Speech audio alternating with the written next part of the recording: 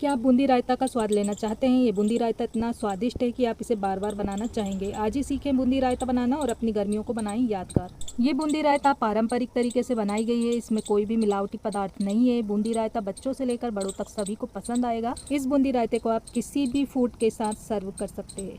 तो चलिए बनाना शुरू करते हैं। इससे पहले एक छोटी सी गुजारिश, वीडियो अच्छी लगे तो वीडियो को लाइक, शेयर और सब्सक्राइब करना नहीं भूलिएगा। बूंदी रायता बनाने के लिए सबसे पहले गैस पर या फिर इलेक्ट्रिक हीटर पर एक पैन में या पतीली में 1.5 कप पानी गर्म करें। गर्म पानी को एक कटोरे में ले लीजिए। पानी गर्म होना चाहिए, खोलता हुआ नहीं। फिर इस गर्म पानी में 1 कप बूंदी डाल करके चम्मच से अच्छी तरह से पानी में बूंदी को डुबो दीजिए। इससे अच्छी तरह से फूल जाएगी। चूंकि बूंदी तली हुई होती है इसलिए इसका एक्स्ट्रा तेल से छुटकारा पाने के लिए इसे भिगोना पड़ता है। ज्यादातर लोग बूंदी का रायता इसी तरह से बनाते हैं, लेकिन मुझे बूंदी का रायता कुरकुरा पसंद है। मैं इसे डायरेक्ट ही दही में डालना ज्यादा पसंद करती हूँ। बूंदी का रायता आमतौर पर बूंदी को गर्म पानी में भिगो कर बनाया जाता है, लेकिन अगर आप मेरी तरह हैं तो भिगोने वाले हिस्से को आप छोड़ सकते हैं और सीधे दही में बूंदी मिला सकते हैं। बूंदी को गर्म पानी में डालने के बाद 5 मिनट तक इसे ऐसे ही रहने दें। ध्यान रहे कि बूंदी को 4 से 5 मिनट से ज्यादा ना भिगोएं ताकि इसका आकार बना रहे। दूसरे कटोरे में 3 कप दही डालें। यहाँ पर मैंने सादा दूध वाला दही इस्तेमाल किया है। दही मेरे घर का बना हुआ है और इसे अभी जमाए हुए 2 से 3 घंटे हुए हैं। आप स्टोर से खरीदा हुआ दही भी इस्तेमाल कर सकते हैं, लेकिन घर के दही की बात ही अलग होती है, काफी हेल्दी भी होता है। आप इसे वायर विस्क का यूज करके अच्छी तरह से मिला लें, फेंट सकते हैं।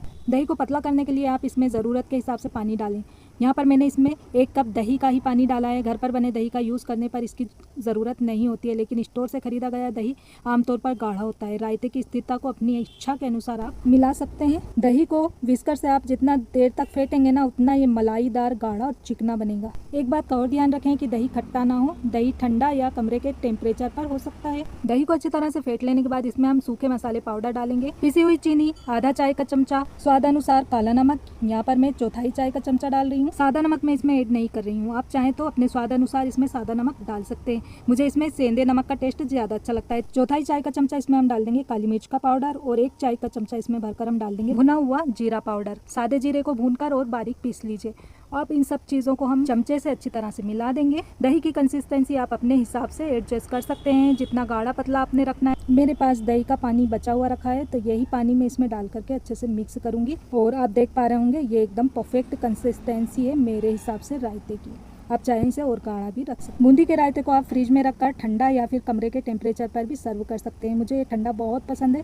मैं इसे हमेशा ठंडा ही खाना पसंद करती हूँ, तो मैंने इसे फ्रीजर में रख दिया था। अच्छा ठंडा हो गया है। इसे हम एक बाउल में डालेंगे और इसके बाद इधर बूंदी 5 मिनट में अच्छे से भीग चुकी है। इसे एक स्ट्रेनर में ले लें और इसका एक्स्ट्रा पानी अच्छी तरह से निथार लें। फिर इस बूंदी को हम इस ठंडे ठंडे दही में डालेंगे। फिर इसके ऊपर आप बारीक चॉप किया हुआ हरा धनिया या मिंट बारीक चॉप किया हुआ डालकर अच्छे से गार्निश कर सकते हैं। मेरे पास हरे धनिया की सूखी पत्तियां हैं और सूखा थोड़ा सा मिंट है। ये दोनों मैं इसके ऊपर ऐसे बुरक देती हूँ, जिससे देखने में बहुत अच्छा खूबसूरत लगेगा।